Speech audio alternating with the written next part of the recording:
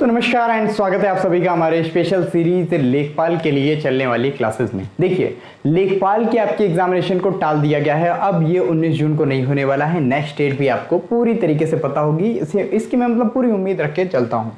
ठीक है, इस एग्जामिनेशन के लिए सबसे ज़्यादा इंपॉर्टेंट क्या हो जाता है, आपके PYQs यानी कि प्रीवियस ईयर में जितने क्वेश्चंस पूछे गए हैं लेखपाल के लेवल पे, उन क्वेश्चंस को एक बार हम लोग देख लें तो ज़्यादा बेहतर होगा। क्योंकि लेखपाल की सीरीज में आपके 4 पार्ट्स में क्वेश्चंस पूछे जाएंगे, जिनमें से सबसे पहले होगा आपका सामान्य हिंदी यानी कि जनरल हिंदी। इसके बाद होगा आपका मैथमेटिक्स जो कि बेसिक मैथमेटिक्स को कवर करेगा। इसके बाद आप लोग पढ़ेंगे जनरल स्टडीज यानी कि सामान्य ज्ञान, सामान्य अध्ययन के क्वेश्चंस। और लास्टली आप लोग क्या पढ़ते हैं, ग्राम्य समाज की बात जैसे हम लोग कर लेते हैं, ग्राम्य समाज एवं विकास यानी कि जो विलेज सोसाइटी एवं इससे डेवलपमेंट की बात जो होती है, इसकी बात आप लोग देख लेंगे चौथे पार्ट में।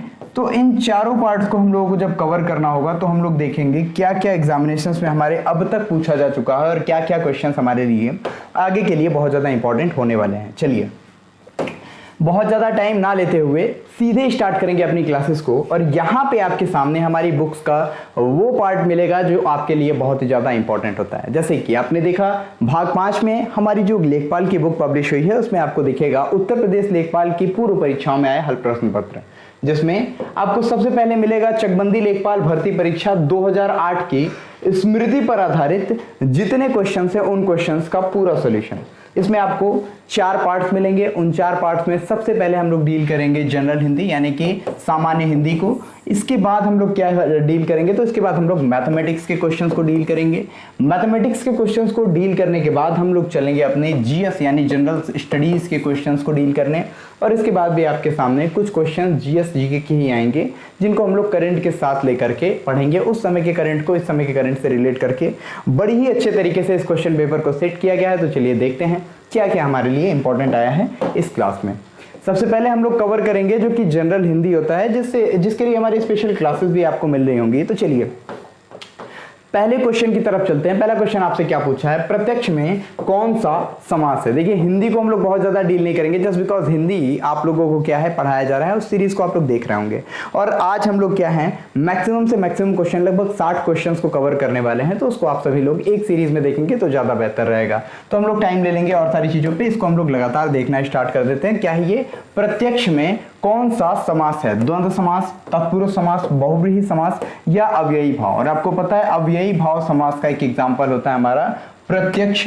नेक्स्ट की तरफ मूव करते हैं। क्वेश्चन है आपका, मनोरम का संधि विच्छेद क्या होगा। मनोरम का संधि विच्छेद क्या होगा। 4 ऑप्शन, मन धन ओरम, मन धन रम, मनो धन रम या फिर मना धन रम। और आपको पता है मन और रम मिलकर के क्या बनाते हैं, हमारे एक नई संधि बनाती है, जिससे हम लोग किस संधि के रूप में मना रम इस तरीके से लिख सकते हैं।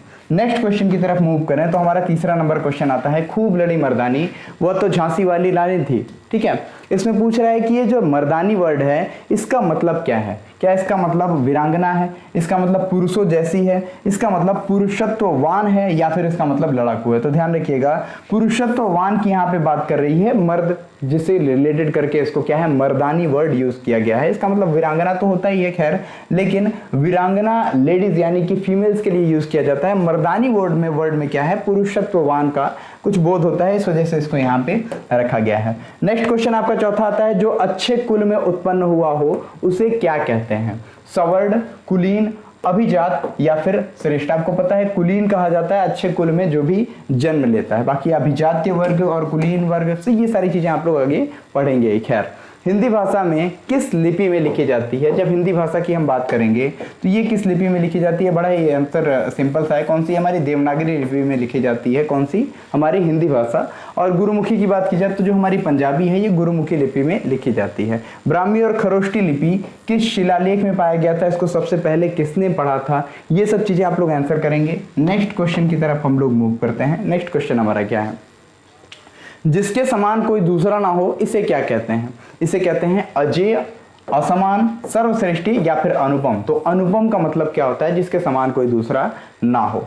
नेक्स्ट क्वेश्चन की तरफ मूव करते हैं। क्वेश्चन नंबर नेक्स्ट यानी कि 7 है हमारा, निम्नलिखित में शुद्ध वाक्य का चयन कीजिए। एक क्वेश्चन है आपका, मैं उन्हें धन्यवाद देता हूं। नेक्स्ट है मैं उनका धन्यवाद करता हूं।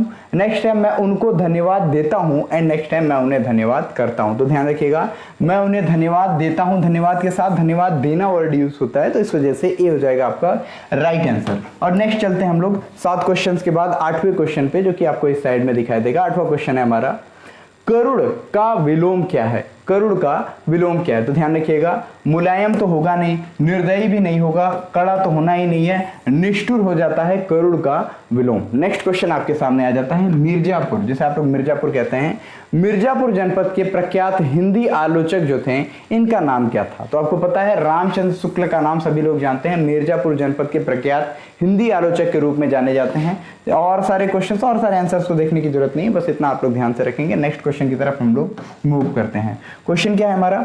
क्वेश्चन है 10वां, निम्नलिखित शब्द समूह में 3 के अर्थ समान है। अब कौन सा बेमेल है इसको आप लोग बताएंगे। देखिए क्या है, मधु की बात की जाए, शहद की बात की जाए, दूध की बात की जाए और शराब की बात की जाए। मैक्सिमम लोग शराब पे लगा देंगे, लेकिन आंसर क्या हो जाएगा आपका?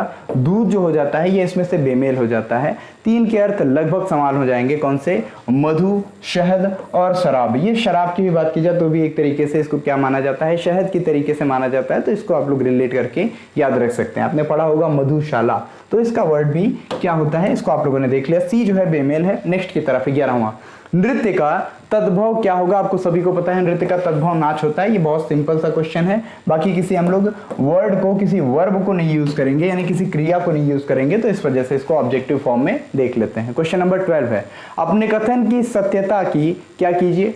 रिक्त स्थानों की पूर्ति कीजिए। ऐसे क्वेश्चन भी आपसे पूछे गए थे, तो अपने क्या है सत्यता की प्रकट कीजिए, प्रमाणित कीजिए, सिद्ध कीजिए या व्यक्त कीजिए। क्या ऑप्शन सही होगा? तो देखिए आंसर आपका प्रमाणित किए, मतलब प्रमाणित वर्ड ज्यादा मतलब सबसे ज्यादा बेहतर होगा कि अपने कथन की सत्यता की प्रमाणित कीजिए, अपने वचन की कथन की सत्यता क्या कीजिए? प्रमाणित कीजिए। प्रकट कीजिए, सिद्ध कीजिए, व्यक्त कीजिए, ये तीनों चीज नहीं होगा। नेक्स्ट क्वेश्चन आपका आता है 13, प्रेमचंद्र का एक सशक्त उपन्यास क्या है? गोदान है। आप सभी को पता है गोदान, गबन, ये सारी बहुत सारी चीजें जो हैं कृतियां हैं हमारे मुंशी प्रेमचंद की। इसके अलावा इसको पूछा जा रहा है कि ये जो गोदान है, ये सशक्त उपन्यास किस चीज पे बेस्ड है? ये राजनैतिक है, सामाजिक है, ऐतिहासिक है या फिर धार्मिक है? आपको पता है ये समाज से रिलेटेड है, और इस समाज में ही ये सारी बातें होती हैं। जो दरोगा जी होते हैं उनके बारे में पूरी स्टोरी, गोदान में क्या क्या सारी चीजें, सॉरी वो नमक का दरोगा था, गोदान में क्या क्या सारी चीजें थी, ये सब कुछ आप लोग देखेंगे। तो गोदान को जब आप पढ़ेंगे तो इसमें आपको क्या है, सामाजिक, और मैक्सिमम चीजें जब भी आप देखेंगे मुंशी प्रेमचंद की, तो इसमें समाज के बारे में व्यवस्था ज्यादा दिखाई देती है, और इसमें गरीबी के ऊपर ज्यादा फोकस ये करते रहते हैं। जैसे कफन की बात कर लें, नमक का दरोगा की बात कर लें, गबन की बात कर लें, गोदान आपने देख ही लिया, तो ये सारी चीजें आपको मिल जाएंगी। पूस की रात, ये आप लोगों ने पढ़ा होगा। इन सारी चीजों में सोसाइटी को इन्होंने ज्यादा डिफाइन किया है।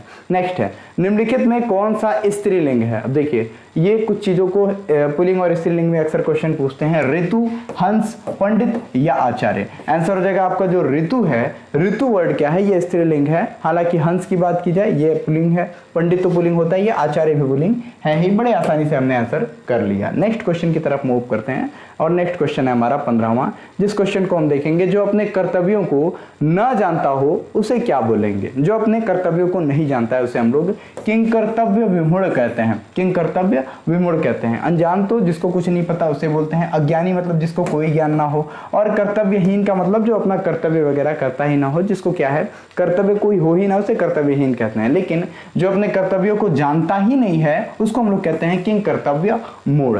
नेक्स्ट क्वेश्चन की तरफ मूव करते हैं, और यहीं से हमारा फर्स्ट जो पार्ट था वो कंप्लीट हुआ, जिसे हम लोग हिंदी के पार्ट से जानते हैं। नेक्स्ट क्वेश्चन देख लेते हैं।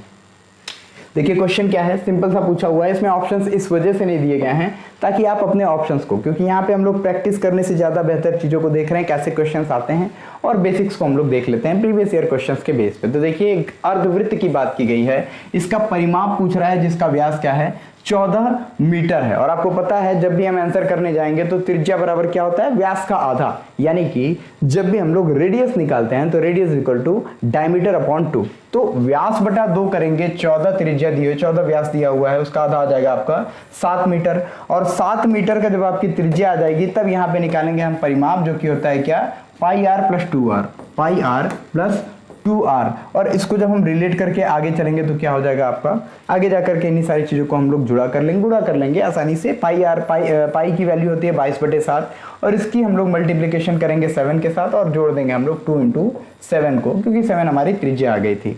टोटल कितना आ जाएगा एग्जैक्टली, 7 से 7 कैंसिल, 22 यहाँ पे आ जाएगा, और 7 + 2 = 14, 14 + 22 क्या हो जाएगा आपका 36। It means the 36 metre is the correct answer. Next question की तरफ मूव करते हैं। क्वेश्चन नंबर नेक्स्ट, देखिए मेंसुरेशन से क्वेश्चंस आपके अक्सर पूछे जाते हैं तो इसको जरूर ध्यान रखेंगे। नेक्स्ट क्वेश्चन आपका दूसरा है, 5.2 सेंटीमीटर की रेडियस का यानी त्रिज्या का एक वृत्त है, ये किसी वृत्तखंड का परिमाप क्या है, मतलब इसके वृत्त का क्या है सेंटीमीटर, ये त्रिज्या की बात कर रहा है 5.2 सेंटीमीटर, इस त्रिज्या का एक वृत्त है और इस वृत्त के वृत्तखंड का परिमाप क्या है 16.4 मीटर सेंटीमीटर, ठीक है। और वृत्तखंड के क्षेत्रफल के बारे में पूछ रहा है कि बताओ क्षेत्रफल इसका कितना हो जाएगा। तो चलिए स्टार्ट जब करेंगे तो सबसे पहले इस फिगर से, क्योंकि 5.2 का क्या है, इसकी त्रिज्या है, एक खंड को ले लिया ए से क्यू, AOQ का एक वृत्तखंड ले लिया इन्होंने। उसके बाद से इसकी बात कर रहे हैं कि ये जो चाप है AQ का जो चाप हमने लिया है वृत्तखंड यानी कि चाप की बात की जा रही है, तो चाप क्या हो जाएगा 16.4 - AO प्लस OQ, दोनों को जोड़ देंगे, AO को जोड़ ले रहे हैं और फिर उसके बाद से OQ को जोड़ दे रहे हैं, दोनों त्रिज्याओं को जोड़ ले रहे हैं। फिर उसके बाद से 16.4 जो है इससे हम लोगों ने क्या है माइनस कर दिया, जिससे 6 सेंटीमीटर आपका यहाँ पे अभी आ रहा है। 6 सेंटीमीटर क्या आ जा रहा है, हमारा चाप एक तरीके से आ रहा है, चाप की जो भी वैल्यू है उसकी बात कर रहे हैं यहाँ पे। देखिए चाप की अब लंबाई निकालेंगे 2πr थीटा, कैसे चाप की लंबाई निकालेंगे 2πr × थीटा एंड अपॉन करके जब हम लोग चीजों के देखेंगे तो यहाँ पे हम लोग भाग करेंगे किससे 360 डिग्री से, और आगे आ जाएगा आपका πr थीटा अपॉन 180 डिग्री। और जब इसको हम लोग डील करेंगे वृत्तखंड के क्षेत्रफल के रूप में तो आपको पता है इसके लिए फॉर्मूला क्या होता है πr² थीटा। तो πr² थीटा करके हम लोग जब निकालते हैं अपॉन 360 डिग्री जब हम लोग निकालेंगे तो यहाँ पे क्या आ जाएगा आपका वैल्यू 15.6 सेंटीमीटर। कैसे आएगा, पाई की वैल्यू रखिए 22/7, आर की वैल्यू रखिए, आर की वैल्यू क्या थी आपकी 5.2, थीटा की वैल्यू भी हम लोग निकाल लेंगे इसमें। यहाँ से चीज़ों को जब हम लोग जोड़ते चले जाएंगे तो उसके बाद से आपके सारी चीज़ें कट पिट करके आपके आ जाएंगे। नेक्स्ट क्वेश्चन की तरफ हम मूव करते हैं। क्वेश्चन क्या है, क्वेश्चन पूछा है कक्षा के कमरे में कुछ बेंच हैं, यदि प्रत्येक बेंच पर 4 विद्यार्थी बैठते हैं तो 3 बेंच खाली रह जाती है, और अगर प्रत्येक बेंच पर 3 विद्यार्थी बैठते हैं तो 3 विद्यार्थी खड़े रह जाते हैं।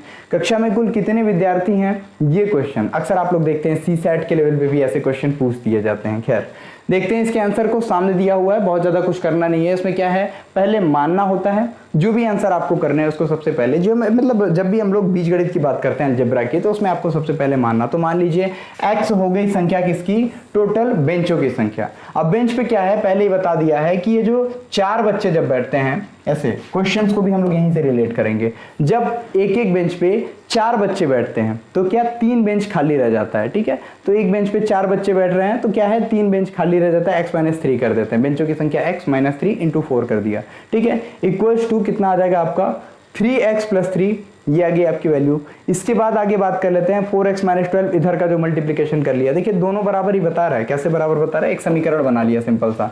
कैसे बना लिया, इस समीकरण को बस थोड़ा सा समझ लीजिएगा तो आपको समझ में आ जाएगा। बातें क्या की गई हैं, यहाँ पे जब प्रत्येक बेंच पर 4 विद्यार्थी बैठते हैं तो 3 विद्यार्थी खड़े रह जाते हैं, तो 3 विद्यार्थी क्या है, जो हमारे 3 बेंच खाली रह जाती है। बेंच की जब संख्या निकालेंगे तो ये 4 से मल्टीप्लाई करके हम लोग x - 3 कर देंगे, ये आ गया। दूसरी तरफ बात कर रहा है दूसरे समीकरण की, जिसमें बताता है कि जब प्रत्येक बेंच पर 3 विद्यार्थी बैठते हैं, एक बेंच पे 3 विद्यार्थी बैठ रहे हैं, तो क्या हो रहा है 3 विद्यार्थी खड़े रह जा रहे हैं। एक बेंच पे 3 विद्यार्थी बैठ रहे हैं तो +3 आ जा रहा है, ये 3 विद्यार्थी बचे रह जा रहे हैं। यहाँ पे 3 क्या हो जा रहा है, 3 बेंच खाली थी, वहां पे 3 विद्यार्थी खड़े रह जा रहे थे। समीकरण आपका क्लियर है। इसके आगे 4 का x से जब मल्टीप्लाई करेंगे तो 4x आ जाएगा, 4 का 3 से जब मल्टीप्लाई करेंगे तो 12 आ जाएगा, = 3x + 3, और x की वैल्यू हमें निकालनी है। 3 को तुरंत दूसरे साइड ले जाओ और 12 को तुरंत दूसरे साइड ले जाओ, 12 माइनस में उधर जाके प्लस में, 12 + 3 15, और यहाँ पे 4x - 3x = क्या, x आ जाएगा, यानी कि 15 will be the right answer. आपके टोटल बेंचों की संख्या कितनी है, बेंचों की संख्या तो देख गई, अब विद्यार्थियों की संख्या भी निकालनी है। 15 बेंच है टोटल, और अब विद्यार्थियों की संख्या निकालेंगे तो इसको देखना है विद्यार्थियों की संख्या के लिए 15 बेंच थे, ठीक है, उसमें से प्रत्येक पे 3 विद्यार्थी बैठ रहे थे, तो उसके साथ क्या है 3 बच्चे रह जा रहे थे, उसी के हिसाब से निकाल लिया 3x + 3 करके। 15 3 कितना हो जाएगा आपका 45 + 3 48, यानी कि 48 बच्चे टोटल क्लास में हैं। इसको आप लोग एक बार क्रॉस चेक भी कर सकते हो आसानी से। नेक्स्ट क्वेश्चन की तरफ मूव करते हैं, ठीक है। क्वेश्चन नंबर 4, 200 मीटर लंबी एक रेलगाड़ी है, अपनी दिशा के विपरीत आते हुए एक व्यक्ति जो कि 10 किलोमीटर प्रति घंटा की चाल से चल रही है को 6 सेकंड में पार कर जाती है। रेलगाड़ी की चाल किलोमीटर प्रति घंटा में क्या होगी? अब देखिए 20 मीटर लंबी रेलगाड़ी है, लंबाई क्या है इसकी 20 मीटर की, अपनी दिशा के विपरीत आते हुए एक व्यक्ति को, अब देखिए ये इसके विपरीत एक आदमी आ रहा है, किस स्पीड से आ रहा है 10 किलोमीटर पर आवर की स्पीड से दूसरा व्यक्ति इसकी तरफ आ रहा है, ठीक है। 6 सेकंड में इसको पार कर जाती है, यानी यहां से ये जब यहां तक पहुंच जाती है तो कितना टाइम लग जा रहा है इसको, यहां तक क्या पहुंच रही है, इसको पूरी तरीके से पार कर जा रही है। यानी अपनी पूरी जो लंबी जो 20 मीटर की रेलगाड़ी है ये टोटल इस व्यक्ति को पार करके चली जा रही है, जो यहाँ पे कहीं पार करेगी और यहाँ तक पूरी आ जाएगी, क्योंकि ये भी तो 10 किलोमीटर पर आवर की स्पीड से आ रहा है। और पूरा पार करने के बाद क्या कितना टाइम लग रहा है, लगभग मतलब थोड़ा सा लग रहा है टाइम, यानी 6 सेकंड की टाइम में इसको पूरी तरीके से पार कर ले रहा है। अब कहा जा रहा है कि रेलगाड़ी की चाल किलोमीटर पर घंटा में क्या होगी, ये आप लोग डिफाइन कीजिए। सिंपल सा है, बड़ी आसानी से भी लग सकता है इसको आप लोग, और मतलब मैक्सिमम अगर चाहें तो समीकरण वगैरह निकाल करके भी जान सकते हैं। देखिए क्वेश्चन क्या है, सबसे पहले यहाँ पे भी मान लिया गया जस्ट बिकॉज ये बीजगणित का पार्ट है, तो इसमें क्या है रेलगाड़ी की चाल को मान लिया गया x किलोमीटर पर आवर है मान लिया, ठीक है।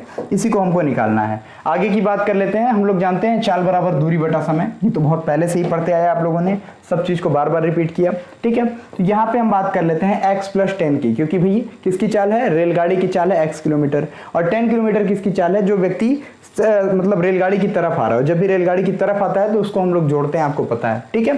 तो 200 बटा 6, 200 मीटर बटा 6 कर दिया, इसको 6 सेकंड में पार कर लेता है। और फिर उसके बाद से क्या 18 बटा 5 का क्या है यहाँ पे मल्टीप्लाई करेंगे। आगे क्या आ जाएगा आपका 5x + 50 = 1600, पूरा मल्टीप्लाई करके आसानी से देख सकते हैं, क्योंकि हम लोग यहाँ पे क्या है इसको आसानी से काट सकते हैं। 6 × 3 = 18 हो गया, और ये 5 एक तरीके से हो जाएगा, 5 × 4 = 20 हो जाएगा, और 40 × 3 जब आएगा तो ये कितना आ जाएगा आपका 40 × 3 आपका 1200 आ जाएगा। इसके बाद सॉरी, इसको हम लोग और ज़्यादा रिलेट करेंगे, क्योंकि यहाँ पे तो नीचे एक ही है, ठीक, यहाँ भी आ रहा है ना 3 आ जा रहा है, ठीक है। तो इसको भी हम लोग रिलेट करते हैं, 6 3 × 18 3 हो गया, और फिर उसके बाद से इसको रिलेट करते हैं, 600 आपका आ रहा है। इसको हम लोग और आगे देखते हैं, ठीक। तो 5x + 50 करके जब निकालेंगे हमारा 600 बराबर में आता है, x को यहीं पे रहने देते हैं और अपने 50 को ले जाते हैं कितना माइनस करके, तो 550, 600 में से 550 घटा तो कितना 550 आ गया। और फिर उसके बाद से हम लोग डिवाइड करेंगे 5 से, तो कितना आ जाएगा आपका 110 किलोमीटर पर घंटा, ये स्पीड होगी हमारी रेलगाड़ी की। चलिए आगे देखते हैं और सारी चीज़ों को। इसको आप लोग थोड़ा सा जो भी चीज़ें कन्फ्यूजन हो इसको देख लेंगे, जस्ट बिकॉज क्वेश्चंस को भी आपको देखना ज़्यादा इंपॉर्टेंट है, और सारी चीज़ों को भी हम लोग देख लेंगे। नेक्स्ट क्वेश्चन है, शून्य संख्या जो है ये सम है या विषम है अथवा कोई नहीं। ये कुछ मैथमेटिक्स में भी थ्योरेटिकल क्वेश्चन कभी कभी पूछ दिए जाते हैं, तो इसके बारे में अगर क्वेश्चन पूछे तो ध्यान रखेंगे।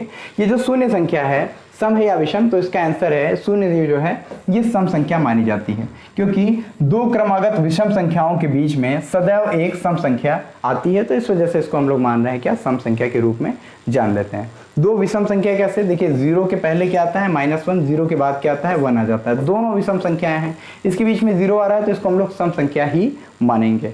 नेक्स्ट क्वेश्चन आपका क्या है, 6ठा नंबर क्वेश्चन आ जा रहा है। क्वेश्चन क्या है, 3 किलोग्राम कितने किलोग्राम का 5%। अब सर बिल्कुल सी सेट वाले क्वेश्चंस को ही यहीं पे डाले गए हैं आपके, ठीक है, और बिल्कुल पूछेगा आपका। ये लेखपाल बनने के लिए आपकी मैथमेटिक्स थोड़ी बेहतर होनी चाहिए, हर जगह पे गुणा भाग जोड़ घटाना आना ही आना चाहिए, ठीक है। तो 3 किलोग्राम कितने किलोग्राम का 5% है ये पूछा है, तो माना कि x किलोग्राम का 5% क्या है 3 किलोग्राम है। और जब भी हम परसेंटेज निकालते हैं तो आपको पता है परसेंटेज क्या है x का, कितना %, 5, ठीक है, 5/100 कर दिया, कितना आएगा तो 3 आ जा रहा है, ठीक। तो अब बस इसी चीज को हम लोगों को तुरंत क्रॉस मल्टीप्लिकेशन कर लेना है, ठीक है। 100 × 300/5 और कितना 5 से जब काटेंगे इसको तो 60 आ जाएगा आपका तुरंत आंसर। 60 किलोग्राम का 5% कितना हो जाएगा हमारा 3 kg आ जाएगा। ये सिंपल सा क्वेश्चन हो गया, और भी कई तरीके से इसको लगा सकते हैं, सिंपल सा। जब भी ऐसे क्वेश्चन आए तो इतना ज्यादा करने की भी जरूरत नहीं है आपको। 3 किलोग्राम कितने किलोग्राम का 5% है पूछ लिया है, ठीक है। आपके पास ऑप्शंस होंगे, ऑप्शन से भी 1% करके आप आसानी से इसको निकाल सकते हैं, और ऐसे भी आप लोग निकाल सकते हैं। 3% अगर 5% है तो 10% कितना हो जाएगा 6 हो जाएगा, तो 6 हो गया 10%, तो 100% कितना हो जाएगा 60% हो जाएगा। 2 लाइन में तुरंत आंसर लग जाएंगे, ठीक है। इसको भी आप ध्यान रखेंगे, 2 लाइन में ऐसे क्वेश्चंस कैसे लगते हैं। मान लिया 3 किग्रा किसका 5% है, 3 आपने लिखा, 3 कितना हो गया, ये हो गया आपका 5%, तो 10% कितना हो जाएगा, 10% हो जाएगा 6, ठीक है। और जब 10 हो गया तो 100% कितना हो जाएगा, 100% हो जाएगा आपका 60। बस दिमाग में ही लग जाएगा, कुछ भी इसमें पेन उठाने की जरूरत नहीं है इन सारे क्वेश्चन के लिए। नेक्स्ट क्वेश्चन की तरफ मूव करते हैं। क्वेश्चन नंबर 7 है। क्वेश्चन है 28 सेंटीमीटर व्यास का एक अर्धवृत्ताकार पतली चादर को मोड़ करके एक खुला शंक्वाकार प्याला बनाया गया है। प्याले की धारिता क्या होगी, ये क्वेश्चन बताया है। धारिता के बारे में पूछ रहा है, उसमें धारिता की बात कर रहे हैं, ठीक है। देखिए 28 सेंटीमीटर व्यास का क्या है, ये अर्धवृत्ताकार पतली चादर है, ये ध्यान में रखते रहेंगे। इसको क्या कर दिया गया है, इसको मोड़ करके एक खुला शंक्वाकार प्याला बनाया गया, खुला शंक्वाकार प्याला बना दिया गया। इस तरीके से इसको एक प्याला बना दिया गया, उल्टा कर देंगे तो ये एक प्याला बन जाएगा, ऐसे प्याला बना दिया है इसको, ठीक है। अब लगा लेते हैं इसको, क्वेश्चन क्या पूछा है, प्याले की धारिता पूछ रहा है, तो देखिए इसको स्टार्ट करते हैं। जब भी हम बात करेंगे, ये हो गया आपका पूरा फिगर जो आपके सामने दिखाई दिया हुआ, रेडियस लिख दिया है, फिर उसके बाद व्यास लिख दिया है 28 सेंटीमीटर। जब इसकी व्यास की बात कर रहे हैं तो उसके बाद से शंकु की त्रिज्या की भी बात करेंगे। तो मान लिया शंकु की त्रिज्या r है, और r जब हम क्षेत्रफल की बात करते हैं तो क्या हो जाएगा, 2πr = 2πr, ठीक है।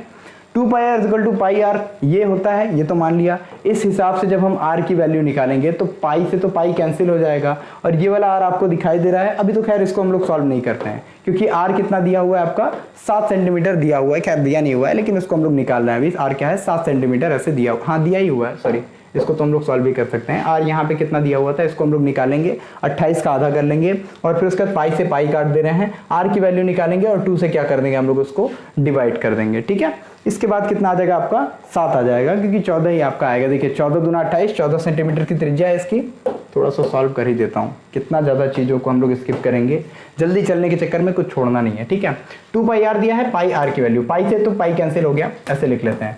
2πr दिया है = πr दिया हुआ है, दोनों के क्षेत्रफल लगभग बराबर होंगे, ठीक है। पाई से पाई कैंसिल हो गया, r को रहने देते हैं। इस r की वैल्यू क्या थी, 14 थी, क्योंकि 14 दूना 28, पूरा व्यास कितना था, पूरा व्यास कितना था, 28 सेंटीमीटर का था हमारे अर्धवृत्त का। तो त्रिज्या कितनी हो जाएगी, कितनी हो जाएगी, टोटल मात्र हो जाएगी ये त्रिज्या आपकी 14 सेंटीमीटर, और 14 सेंटीमीटर को फिर उसके बाद से जब 2 से डिवाइड किया जाएगा तो कितना आ जाएगा आपका, 7 सेंटीमीटर आ जाएगा। तो r = कितना, कैपिटल R = आपका 7 आ जाएगा, ठीक है। अब बात किया जा रहा है, उल्लेखनीय है अर्धवृत्त को मोड़ने पर अर्धवृत्त की त्रिज्या ही शंकु पर तिर्यक लंबाई होगी। बात तो सही है भाई, अर्धवृत्त को जब हम मोड़ेंगे तो इसको मोड़ने पर जो अर्धवृत्त की त्रिज्या होगी वो ही शंकु की तिर्यक लंबाई भी हो जाएगी, क्योंकि इसी को जब हम लोग मोड़ते हैं तो आपको दिखाई देगा तिर्यक लंबाई उसी में दिखाई देगा, ठीक है। तो शंकु की ऊंचाई मान लीजिए, शंकु की ऊंचाई मान लीजिए ये स्मॉल r का स्क्वायर, यानी कि जो हमारा अर्धवृत्त था, इसकी अर्धवृत्ताकार जो चादर था, इसकी लंबाई, इसकी त्रिज्या का स्क्वायर, और प्लस 7 का स्क्वायर, यानी कि जो हमारा शंकु बना है इसकी त्रिज्या का स्क्वायर कर लेंगे अंडर रूट में। और जब ये निकालेंगे तो कितना आ जाएगा, r का स्क्वायर, यानी कि हमारे 14 का स्क्वायर कितना आ जाएगा, 196 माइनस 7 का स्क्वायर 49, दोनों को माइनस किया 147। 147 का जब हम लोग वर्गमूल निकालेंगे तो 12.12434 ये हमारा आंसर आ जाएगा।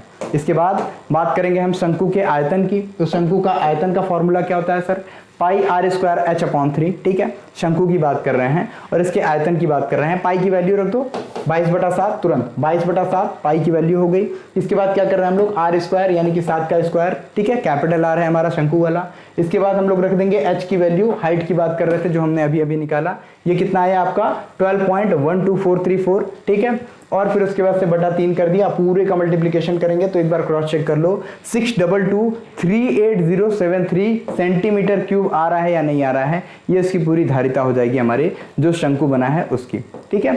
चलिए क्वेश्चन नंबर 8 की बात कर लेते हैं। 60 सेंटीमीटर लंबाई के तार को मोड़ करके एक आयताकार आकृति बनाई गई है, ठीक है, ध्यान रखिएगा क्या है ये, 60 सेंटीमीटर लंबाई का एक तार है, इसको मोड़ करके क्या है, एक आयताकार आकृति की क्या है, एक आकृति बनाई गई है, आयताकार आकृति। इसका क्षेत्रफल टोटल 200 वर्ग सेंटीमीटर है, 200 सेंटीमीटर स्क्वायर है। अब पूछ रहा है आयताकार आकृति की लंबाई और चौड़ाई क्या होगी। आपको पता है लंबाई भी बराबर होगी दोनों तरफ की, और चौड़ाई भी जो है दोनों तरफ की बराबर होगी, क्योंकि एक आयताकार लंबाई है, इसको आप लोग ध्यान में रखते रहेंगे, ठीक है। ध्यान रखिएगा आयत किसे कहते हैं। तो प्रश्नानुसार x × y, यानी कि जो हमारा लंबाई गुणे चौड़ाई है, क्योंकि लंबाई मान लिया इसमें x है और चौड़ाई मान लिया y है, और x × y जब निकालेंगे तो कितना हो जाएगा 200, क्योंकि 200 क्षेत्रफल क्षेत्रफल दिया हुआ है आपका x इंटू वाई का। इसके आगे हम बात कर लेंगे जब दोगुना कर लेंगे इसका, ठीक है, दोगुना क्या मतलब कि इसका एक तरीके से जब आगे कर लेते हैं 2 इंटू एक्स प्लस वाई कर ले रहे हैं इसका, क्योंकि यहीं पे आपका दिया हुआ है किस चीज़ों के बारे में, 200 वर्ग सेंटीमीटर और 60 सेंटीमीटर लंबाई के तार को मोड़ करके बनाया गया है। 60 सेंटीमीटर की लंबाई का तार है, ठीक है, यानी कि परिमाप की जब हम बात करेंगे तो 60 सेंटीमीटर, किसके, आयत के। आयत का परिमाप क्या होता है, 2 गुणे लंबाई धन चौड़ाई, तो 2 गुणे एक्स प्लस वाई हो जाएगा आपका। ये परिमाप निकाल लिया, परिमाप कितना है 60 सेंटीमीटर, क्योंकि तार कितना लंबा है, जो मैथमेटिक्स एकदम नहीं जानते उन लोगों के लिए भी बता दे रहा हूं, तार कितना लंबा है हमारा 60 सेंटीमीटर। और जब भी हम लोग बात करते हैं परिमाप की, तो परिमाप का मतलब कितने मटेरियल उसमें लगे हुए हैं साइड बाय साइड से, कितने तार लगे हुए हैं। आपसे अक्सर क्वेश्चन पूछा जाता है ना कि इतने क्षेत्रफल का हमारा क्या है, खेत है, इसमें कितना आपका परिमाप हो जाएगा, कितना मतलब सेंटीमीटर का तार लगा दिया जाए तो पूरी तरफ से चौहद्दी इसकी घेर दी जा सकेगी, वहां पे परिमाप निकालते हैं। वही परिमाप तार की मान लीजिए वैल्यू दी हुई है आपकी 60 सेंटीमीटर की। 60 सेंटीमीटर को हम लोगों ने निकाला और 60 सेंटीमीटर को हमने परिमाप मान लिया, 2 इंटू लंबाई धन चौड़ाई इज इक्वल टू आपका 60 आ गया। तो x प्लस वाई की वैल्यू क्या हो जाएगी सर, 30 सेंटीमीटर, जस्ट बिकॉज 2 को ले जा करके डिवाइड किया जाएगा और यहाँ पे 30 आ जाएगा, ठीक है। एक समीकरण हमारा बन गया, फर्स्ट इक्वेशन यहाँ पे बन जाता है। और अब हम लोग इसी x प्लस वाई को क्या करेंगे, x प्लस वाई और x माइनस वाई यहाँ से हम लोग करना स्टार्ट करेंगे। x माइनस वाई का जब होल स्क्वायर निकालते हैं तो क्या होता है, x प्लस वाई का होल स्क्वायर माइनस 4xy, ये तो आपको फॉर्मूला पता है। और इसी फॉर्मूले को हम लोग आगे यूज करेंगे, x माइनस वाई का whole square is equal to 30 का स्क्वायर, क्योंकि भाई equation first, according to equation first हमारा क्या है, x प्लस वाई की वैल्यू 30 आई है। और जब हम बात कर रहे हैं 4xy की, तो 4 तो हमारा वही है, xy की वैल्यू क्या हुई दी थी, xy की वैल्यू दी हुई थी 200, क्योंकि आपके क्वेश्चन में बताया हुआ है कि ये जो हमारा कौन सा है, आयताकार आकृति है, इसका क्षेत्रफल 200 वर्ग मीटर है। इसी को हम लोगों ने यहाँ पे निकाला। और बात कर लेते हैं x माइनस वाई के होल स्क्वायर की, तो यहाँ पे 3 3 9 का स्क्वायर 900 हो गया, एंड 4 2 800, ये हमारा 900 में से 800 जाएगा तो कितना बचेगा आपका, 100 बचेगा। और जब हम इसको स्क्वायर को हटा करके रूट में लेंगे तो स्क्वायर हटते ही तुरंत रूट में आ जाएगा 100, और 100 का रूट वैल्यू होता है 10, यानी x माइनस वाई की वैल्यू हो गई 10। ये हमारा इक्वेशन सेकंड है। अब जब दोनों इक्वेशंस को हम लोग कवर करेंगे, यानी x plus Y X minus Y, दोनों की वैल्यू को हम लोग जब पुट करेंगे x प्लस वाई और x माइनस वाई, तो x plus Y X minus Y को अगर हम लोग दोनों जोड़ देते हैं तो कितना आएगा आपका, 2x इज इक्वल टू 40 आ रहा है। ध्यान रखिएगा, x प्लस वाई और x माइनस वाई की बात यहाँ पे की जा रही है, x प्लस वाई और x minus Y. x minus Y कितना आया था सर, x माइनस वाई 10 आया था, और x प्लस वाई कितना आया था, ये आप लोग बताएं। x प्लस वाई हमारा 30 आया था, ये भी आपको याद होगा। जब दोनों इक्वेशंस को हम लोग कहेंगे जोड़ने पर क्या है, y y कट हो जाएगा, ये 2x आ जाएगा, और 30 प्लस 10 इज इक्वल टू 40 आ जाएगा। ये हमारा एक तीसरा इक्वेशन बन जाएगा। और इसी तीसरे इक्वेशन को यहाँ पे लाया गया है, जिसमें x की वैल्यू क्या है, 2 से जब डिवाइड कर देंगे तो ये आ जाएगा 20, दूसरी तरफ जाएगा ना, तो डिवाइड करेंगे जब तो कितना आ जाएगा 20, यानी x is equal to 20 centimetre, 20 centimetre हमारा आंसर आ जाएगा। और अब इस x की वैल्यू जब हम लोग दूसरे समीकरण में रखेंगे तो x का मान कितना आ जाएगा आपका, 10 सेंटीमीटर, 20 और 10, इस तरीके से आप ध्यान रखेंगे। हमारी लंबाई और चौड़ाई दोनों निकल जाएगी। जिसको समझ में नहीं आया कि हम लोग y की वैल्यू कैसे निकालें, तुरंत ये देख लेना, x plus Y is equal to कितना था, 40 था, और x minus Y is equal to कितना था, 10 था। और जब हम लोग इसको क्या है माइनस कर देते हैं, मान लिया माइनस कर दिए, तुरंत इसके सिंबल चेंज हो जाते हैं, x से x कैंसिल कर लो, y 2y हो जाएगा, और 40 में से 10 गया कितना हो जाएगा आपका, 30 हो जाएगा। और 30 में से जब 2 का 30 तो हो ही जाएगा, ठीक है। 30 में से जब 2 का एक तरीके से मल्टीप्लाई करेंगे, जस्ट वेट, 2 का तो होगा नहीं, 2 से 30 15 हो जाएगा। कुछ और चीज़ें हम लोग देख लेते हैं, x की वैल्यू पुट कर देते हैं x प्लस वाई में, ठीक है। x plus Y is equal to 40 हो जा रहा है ना, और फिर उसके बाद से हम लोग x की वैल्यू क्या कर देंगे, x की वैल्यू इसमें डाल देते हैं, जस्ट वेट, x की वैल्यू को आपको लगा देगा, x का मान समीकरण 1 में रख रहा है। ये समीकरण 1 क्या है हमारा, x plus Y is equal to 30 centimetre, और x की वैल्यू कितनी आई, x की वैल्यू हमारी आ जा रही है 20 सेंटीमीटर है, मैं बार बार 10 रख लेता, कोई बात नहीं, 20 सेंटीमीटर है हमारी x की वैल्यू। और x प्लस वाई हमारा कितना था, 40 था, तो उसमें से जब हम लोग माइनस करेंगे तो हमारा कितना सेंटीमीटर आ रहा है, ये आप लोग मिला लेंगे। x और y दोनों की लंबाई और चौड़ाई को आप लोग आयत को एक तरीके से निकाल करके यहीं पे देख सकते हैं, ठीक है। नेक्स्ट क्वेश्चन की तरफ हम लोग मूव करते हैं। समीकरण 1 आपका यहीं पे दिया हुआ है, इसको हम लोग देखते हैं। x plus Y is equal to 30 centimetre, I think इसमें थोड़ा सा नहीं है, उसमें 20 में से जब 30 जाएगा, ठीक 30 है, मैं 40 बार लिख रहा था, कोई नहीं, 40 नहीं 30 है, मैंने थोड़ा सा समीकरण ही गलत लिख दिया था, इस वजह से मुझे कंफ्यूजन हो रहा था। x plus Y is equal to कितना है 30 है, x की वैल्यू कितनी आई हमारी सर 20 आई, ठीक है। तो y को यहीं पे रहने देते हैं और इस x की जो वैल्यू आई है इसको हम लोग दूसरी तरफ रख देंगे 30 माइनस 20 और कितना आ जाएगा ये टोटल 10 आ जाएगा। तो 10 सेंटीमीटर हमारी क्या हो जाएगी चौड़ाई हो जाएगी और लंबाई कितनी 20 सेंटीमीटर, ये हमारा टोटल आंसर हो जाएगा। और जब आप लोग क्षेत्रफल निकालेंगे तो 10 तियाँ, ठीक है, 20 दाएं में 200, ये 200 आपका क्षेत्रफल आ जाएगा, डायरेक्टली चेक भी कर सकते हैं। नेक्स्ट क्वेश्चन, समबाहु त्रिभुज के आधार का समीकरण x plus Y is equal to 2 है। आधार के समूह शीर्ष के निर्देशांक 2 और -1 है, तो त्रिभुज का क्षेत्रफल क्या होगा, ये क्वेश्चन आपका सिंपल सा पूछा हुआ। देखिए इसमें बहुत सारी चीजें देखनी है, जैसे कि आपका आज आपकी निर्देशांक की बात की जाए तो निर्देशांक ज्यामिति की बात कर लेते हैं हम लोग, क्वाड्रिलेटरल ज्योमेट्री की जब हम बात करते हैं, ठीक है, निर्देशांक ज्यामिति की जब हम लोग बात करते हैं, ठीक है। तो निर्देशांक ज्यामिति में आपको जब 2 दिया हुआ है तो x की वैल्यू 1 2 यहाँ पे कहीं आएगा, ठीक है, और फिर उसके बाद जब -1 है तो यहाँ पे कहीं आएगा, यानी इस जगह पे कोई पोजीशन आपकी आ रही है जिसे हम लोग त्रिभुज के एक तरीके से उसके सम्मुख जो शीर्ष है इसके वैल्यू के रूप में हम लोग देख रहे हैं। इस तरीके का हमारा त्रिभुज है, यहाँ पे कहीं लोकेटेड है, ठीक है, चतुर्थ चतुर्थांश में चौथे मतलब जो हमारा क्वार्टर है उसमें दिखाई देगा, ठीक। इसकी बात कर रहा है कि इसमें समीकरण x plus Y equal to 2 है और इसको हम लोगों ने इमेज में डिफाइन कर ही लिया x plus Y equal to 2। तो हम लोग क्या निकालेंगे, p और s की लंबाई निकालनी है हमें p और s की लंबाई निकालनी है। इसको डायरेक्टली हम लोग देख लेते हैं क्योंकि और क्वेश्चंस को हम लोगों को डील करना है। इसको आप लोगों को PDF मिल जाएगा, इसको आप लोग एक बार और देख लीजिएगा, ठीक है। P और S की लंबाई के लिए हम लोग क्या निकाल लेते हैं, a plus X plus B plus Y plus c, इसको कर लेते हैं पूरा ऊपर अपॉन क्या कर लेंगे a square plus b square की पूरी वैल्यू यहाँ पे हम लोग रखेंगे अंडर रूट में। और यहाँ पे हम लोग की क्या पूरी वैल्यू जब पुट करेंगे तो क्या आ जाएगा ax यानी कि 1 इंटू 2, by यानी कि 1 इंटू 1 आ जाएगा आपका, ठीक है, माइनस में आएगा। b की वैल्यू आपको पता ही है, b की वैल्यू यहाँ पे क्या रखा है -1 आया हुआ है तो इस वजह से। और इसके बाद जब हम आगे चलेंगे, आगे कहाँ पे चलेंगे -2 कर देंगे, c की वैल्यू आपकी 2 आई हुई है यहाँ पे क्योंकि x प्लस वाई प्लस 2 इस तरीके से आपकी चीज़ों को निकाला गया है, ठीक है। और फिर उसके बाद से अपॉन 2 कर देंगे a square plus B square की वैल्यू रख करके, क्योंकि a की वैल्यू कितनी रखी गई है यहाँ पे, a की वैल्यू आपकी 2 रखी गई है और फिर उसके बाद से b की वैल्यू आपकी क्या रखी गई थी, तो उसको भी आप लोग यहाँ पे रिलेट करके देखते रहेंगे। 1 + 1 सॉरी रखा गया, ठीक है, इसको हम लोगों ने निकाला। फिर 1/√2 ये आपके आंसर आ जा रहे हैं, -1 क्योंकि ऊपर को जब सॉल्व करेंगे तो ये आएगा 1/2 में 2 यानी कि 1/√2 ये आपका आंसर है। और इसको जब हम लोग आगे लेकर के जाएंगे तो आगे आपका क्या आ जाएगा, समबाहु त्रिभुज की ऊंचाई आएगी √3/2 एंड भुजा की बात कर रहा है ये। फिर उसके बाद से 1/√2 इज इक्वल टू √3/2 भुजा इज इक्वल टू आपका क्या हो जाएगा, भुजा और रूट में आपका 2/3, ठीक है। क्षेत्रफल निकालने की बात की जाए 3 गुणे भुजा का स्क्वायर करके निकाला जाता है अपॉन 4 एंड √3/4 इंटू क्या हो जाएगा आपका √2/3 का स्क्वायर करेंगे एंड 1/2√3 हो जाएगा। इसके लिए हम लोग स्पेशल क्लासेस एक मैथमेटिक्स पे ले लेंगे जस्ट बिकॉज इसमें आपके टाइमिंग ज़्यादा लगेंगे एंड इस वीडियो को थोड़ा कंसाइज करके थोड़ा छोटा बनाना है छोटे से प्रेशर की वजह से, क्योंकि हमें जीएस के भी बहुत सारे क्वेश्चन को ऐड करना है, ठीक है। तो इसको बस आप लोग सॉल्यूशन में देख लीजिए। इसके लिए पर्टिकुलर मैथमेटिक्स का एक मैं अलग वीडियो बना दूंगा ताकि आप इन चीज़ों को समझ सके, मैथमेटिक्स को भी देख सकें। उसके लिए एक पर्टिकुलर वीडियो आपको मिल जाएगा, यही सारे क्वेश्चंस को आपको फिर से बना दिया जाएगा। तो ये हम लोग बस देख लेते हैं मैथमेटिक्स में। जैसे एक घन के विकर्ण का सूत्र लिखने की बात की जा रहा है, कह रहा है ये भी बताइए कि एक घन में कुल कितनी कोरे होती हैं। तो विकर्ण का सूत्र तो भुजा गुणे √2/3 होता है, ठीक है। और घन में कितने कोरे होती हैं, तो 12 कोरे होती हैं टोटल। देख सकते हैं 1 2 3 4 5 6 7 8 फिर उसके बाद से 9 10 11 12 ये टोटल आपके कोरों के बारे में यहाँ पे निकाल दिया गया है, ठीक। अब बात कर रहा है 11वां क्वेश्चन, एक घनाभ की सभी कोरें दुगुनी कर दी जाएं अगर, तो घनाभ का आयतन कितने गुना बढ़ जाएगा। घन और घनाभ में अंतर समझिएगा। घन की सारी भुजाएं बराबर होती हैं, घन की सारी भुजाएं बराबर होती हैं, इस तरीके का हमारा घन बनता है। ये हमारा घन हो गया मान लिया, ठीक है। और जब हम लोग बात करते हैं घनाभ की तो ये 2 आयत वाले जो बॉक्स होते हैं इस तरीके की चीजें हमारी घनाभ कहलाती हैं, ठीक है। इसकी क्या है, इसकी भी आमने सामने की भुजाएं बस बराबर होती हैं। तो घन और घनाभ में क्या अंतर है ये आप लोगों ने देख लिया।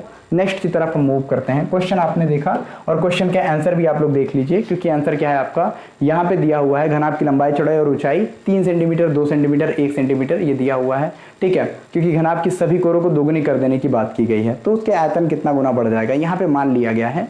आयतन की लंबाई चौड़ाई और ऊंचाई 3 2 और 1 कर दिया गया। अब इसको दोगुना कर दिया पहले तो कितना आ जाएगा, इसका आयतन 6 मीटर स्क्वायर था। सभी भुजाओं को दोगुना कर दिया, 3 का 6 कर दिया, 2 का 4 कर दिया, 1 का 2 कर दिया। तो फिर उसके बाद आयतन कितना आ गया आपका 48 मीटर स्क्वायर। यानी कितने गुना हो गया 48/6 तो 8 गुना बढ़ जाएगा। सो आंसर इज आपका 8 गुना, ये आंसर हो जाएगा। 12वां क्वेश्चन, आंकड़ों की माध्यिका निकालने की बात की जा रही है, तो माध्यिका निकालने के लिए सबसे पहले आरोही क्रम में लिखते हैं, सारे आंकड़ों को आरोही क्रम में लिखिए, ठीक है। उसके बाद से पदों की संख्या सम है इसलिए n = 10 रख देंगे, आपको पता है पदों की संख्या सम है तो डायरेक्टली हम लोग ले लेते हैं। फिर माध्यिका m = हम लोग निकाल लेंगे यहाँ पे, जो आपको दिखाई देगा m = n/2वें पद का मान एंड n/2 + 1वें पद का मान अपॉन 2 कर लेते हैं। इसके आगे हम बात करेंगे माध्यिका निकालने की, तो 19 + 20 अपॉन 2 = 39/2 = 19.5 आ जाएगा, ठीक है। ट्रिग्नोमेट्री का एक क्वेश्चन है, cos 2a = 13/36 है, तो cos a की वैल्यू बताइए। तो cos a की वैल्यू हम लोग cos 2a के फॉर्मूला को रख करके आसानी से प्राप्त कर सकते हैं, उसको हम लोग देखते हैं। जैसे कि cos 2a =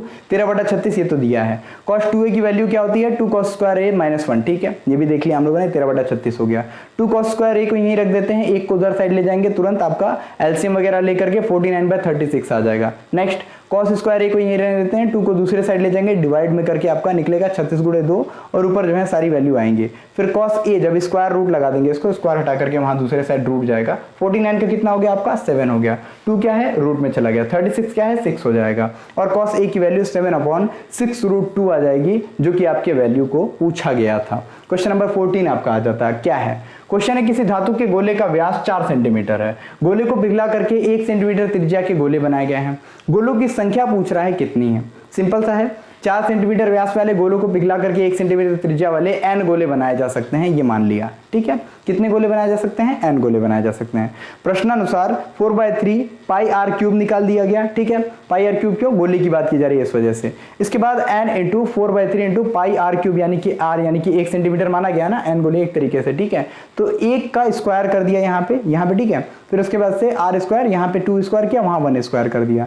इसके बाद से n से मल्टीप्लाई कर दिए और n की वैल्यू जब यहाँ पे हम निकालेंगे, पाई से पाई कैंसिल, 4/3 से 4/3 कैंसिल, n आपका बच जा रहा है और n = कितना आ जा रहा है 2 का क्यूब यानी कि 8 आ जा रहा है, यानी कि 8 गोले टोटल हमारे क्या हैं बनाए जा सकते हैं। चलिए अब आ जाते हैं हम अपने जीएस के पोर्शन पे, जो हमारे बेसिक जीएस पूछे जाते थे चकबंदी लेखपाल में, उसको देख लेते हैं। एक्चुअली लेखपाल के जितने क्वेश्चन है वो सब हम लोग आपको कवर कराएंगे, लगभग 8 पेपर से जो यहाँ पे डिस्कस किए जाएंगे। क्वेश्चन नंबर 1 देखते हैं, व्यापारिक पवन से क्या तात्पर्य है। क्वेश्चन का आंसर हो जाएगा उपोष्ण उच्च वायुदाब कटिबंधों से भूमध्य रेखा, जो भूमध्य रेखीय निम्न वायुदाब कटिबंध की ओर दोनों गोलार्धों में वर्ष भर निरंतर प्रवाहित होने वाली कौन सी व्यापारिक जो पवनें होती हैं, इन्हीं व्यापारिक पवनों को हम लोग क्या कहते हैं, इन्हीं पवनों को क्या है व्यापारिक पवनें कहते हैं। इसको ध्यान रखिएगा, क्योंकि जब लोग अर्थ बनाते हैं तो 2 पार्ट में ये बढ़ जाता है, और उसी में उपोष्ण उच्च वायुदाब कटिबंध की बात की जा रही है, भूमध्य रेखा से क्या है निम्न वायुदाब कटिबंध की ओर दोनों गोलार्धों में ये जाते हैं, और इसी की बात की जा रही है। इसी को व्यापारिक पवन भी कहा जाता है, ज्योग्राफी में आप लोगों ने पढ़ा है।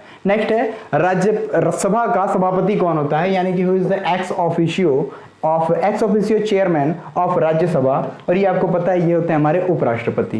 भारतीय संसदीय प्रणाली के अनुसार भारत के जो राज्यसभा का उपसभापति होता है, सभापति कौन होता है, ये उपराष्ट्रपति होता है, और वर्तमान में राज्यसभा के सभापति कौन है, ये श्री वेंकैया नायडू हैं, जो कि बताया जाता है राज्यसभा में भारतीय लोकतंत्र का उच्च सदन है और लोकसभा को निम्न सदन के रूप में जाना जाता है। यहीं पे आप लोग लोकसभा को लोकप्रिय सदन के रूप में भी जानते हैं। लोकसभा क्या करते हैं, जो भी राज्य के लोग होते हैं उनको रिप्रेजेंटेट करता है, राज्यसभा राज्यों को रिप्रेजेंटेट करता है। नेक्स्ट क्वेश्चन नंबर 3 है, भारत का सबसे लंबा राष्ट्रीय राजमार्ग कौन सा है। कई बार पूछा गया क्वेश्चन, छोटा सा आंसर और डायरेक्टली आंसर कर देंगे। आपका राष्ट्रीय राजमार्ग संख्या 44 NH44 जो है सबसे लंबा राष्ट्रीय राजमार्ग है। इसकी बात की जाए तो ये कहां से जाता है, श्रीनगर से भारत के दक्षिणी छोर यानी कन्याकुमारी तक जाता है, और इसकी लंबाई टोटल 3745 किलोमीटर है। क्वेश्चन नंबर 4 है, सुनामी से आप क्या समझते हैं। ये स्टेटमेंट वाइज का क्वेश्चन था और इससे रिलेटेड आंसर आपका हो जाएगा सुनामी जापानी शब्द है जिसकी उत्पत्ति 2 शब्द से सु यानी कि हार्बर और नामी यानी कि वेव से हुई है। इसका अर्थ है जापान में बंदरगाह की लहरों से एंड सुनामी लहरों की श्रृंखला से मिला करके बनी एक प्राकृतिक घटना है। दिसंबर 2004 को हिंद महासागर में भीषण सुनामी आई थी। इसके बारे में एक बैकग्राउंड बता दिया गया, जिसके परिणाम स्वरूप हिंद महासागर के तटवर्ती जो भी शहर थे वहां पे व्यापक रूप में तबाही हुई थी। नेक्स्ट क्वेश्चन देखते हैं, क्वेश्चन नंबर 5।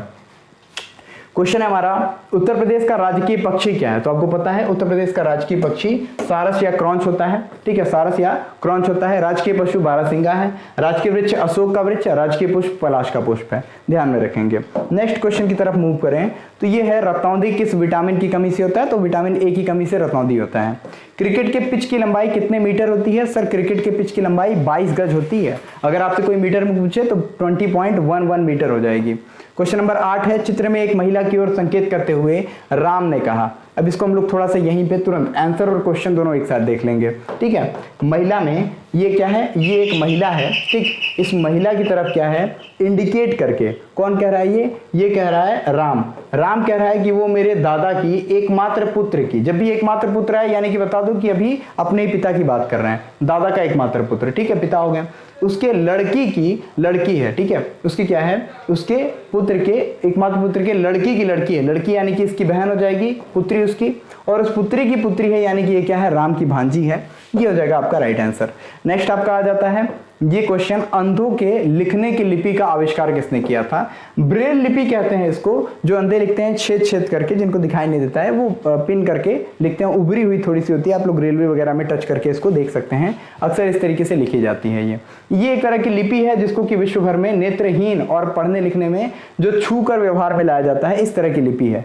यह आविष्कार कब हुआ था, 1821 में। किसने आविष्कार किया था, लुई ब्रेल ने, ये ध्यान रखेंगे।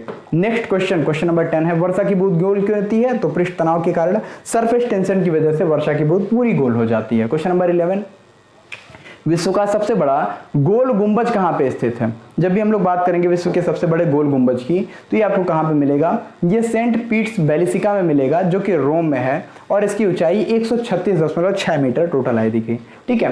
क्वेश्चन 12 आपसे पूछेगा, राष्ट्रीय चिन्ह में अंकित सत्यमेव जयते है, ये कहाँ से लिया गया है, और आंसर इसका सीधे है मुंडकोपनिषद से लिया गया है। मैंने हिस्ट्री की क्लासेस में इसको कई बार बताया है, तो इसको आप लोग ध्यान में रखते रहेंगे। क्वेश्चन नंबर 13, केडी सिंह बाबू ट्रॉफी है, ये किस खेल से संबंधित है। आंसर है आपका कौन सा, ये हॉकी से संबंधित एक पुरस्कार है जिसको हम लोग केडी सिंह बाबू ट्रॉफी के नाम से जानते हैं। रानीखेत एक रोग है, ये किस जंतु से संबंधित है, क्वेश्चन है। तो ये जो है आपकी मुर्गी, टर्की, बकरी आदि इन सारी चीजों से फैलता है और एक तरह का घातक रोग है, ध्यान रखेंगे। रानीखेत जगह का भी नाम है, रानीखेत एक तरह की बीमारी का भी नाम है। नेक्स्ट क्वेश्चन आपके सामने देखते हैं, क्वेश्चन नंबर 15 है। 15 क्या है, यह है भारत में खेल के क्षेत्र में दिया जाने वाला सर्वोच्च पुरस्कार का क्या नाम है। देखिए, सर्वोच्च पुरस्कार का नाम है राजीव गांधी खेल रत्न पुरस्कार, लेकिन अभी हाल ही में इसका नाम चेंज करके क्या कर दिया गया, हॉकी के जादूगर मेजर ध्यानचंद के नाम पर रख दिया गया, और इसका नाम क्या हो गया, मेजर ध्यानचंद पुरस्कार। मेजर ध्यानचंद पुरस्कार होने के बाद ही राजस्थान की गवर्नमेंट ने एक नया स्टैंड लिया, और राजस्थान की गवर्नमेंट ने कहा कि हम स्टेट लेवल पे एक पुरस्कार देंगे स्पोर्ट्स के क्षेत्र में, जिसका नाम होगा राजीव गांधी खेल रत्न पुरस्कार। तो ये सब कुछ आप लोग देख सकते हैं जो आपके लिए मोस्ट इंपॉर्टेंट है, ठीक है।